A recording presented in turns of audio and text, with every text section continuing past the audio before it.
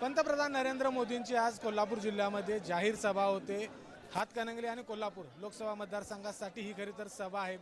याच संदर्भात बोलण्यासाठी कोल्हापूरचे पालकमंत्री आपल्यासोबत आहेत। आजची मोदींची सभा ही कशी होईल, आपल्या दोन्ही उमेदवारांचा विजय होईल, विजयाचा विश्वास वाटतोय। देशाचे पंतप्रधान 10 वर्षांनी आज कोल्हापूरला येत आहेत।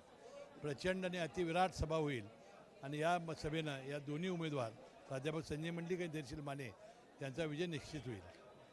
खरं तर मोदी आज कोल्हापूरमध्ये येत आहेत, मात्र शाहू महाराजांना पराभूत करण्यासाठी मोदी येतात अशा पद्धतीची टीका संजय राऊत यांनी केली। वास्तविक आमच्या छत्रपतींचा फार मोठा अपमान या महाविकास आघाडीच्या नेत्यांनी केला आहे।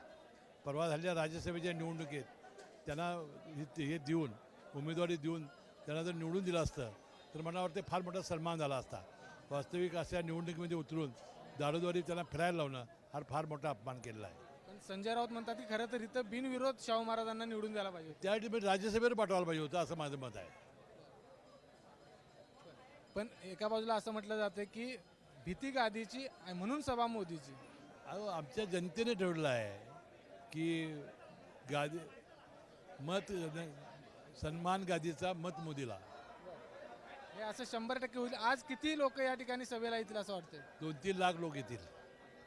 विजयाचा विश्वास वाटतो। इथून पुढचा प्रचार कसा असणार आहे? दोन्ही उमेदवारांचा आज या सभेमुळे शिक्कामोर्तब होईल। धन्यवाद। तर आपण बघितलं की या ठिकाणी या मोदींच्या सभेमुळे दोन्ही उमेदवारांच्या विजयावरती शिक्कामोर्तब होईल आणि खरं तर महाविकास आघाडीनं शाहू महाराजांचा अपमान केला अशा पद्धतीची टीका देखील या ठिकाणी हसन मुश्रीफ यांनी केली आहे।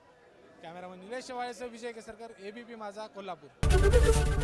एबीपी माझा, उघडा डोळे बघा नीट।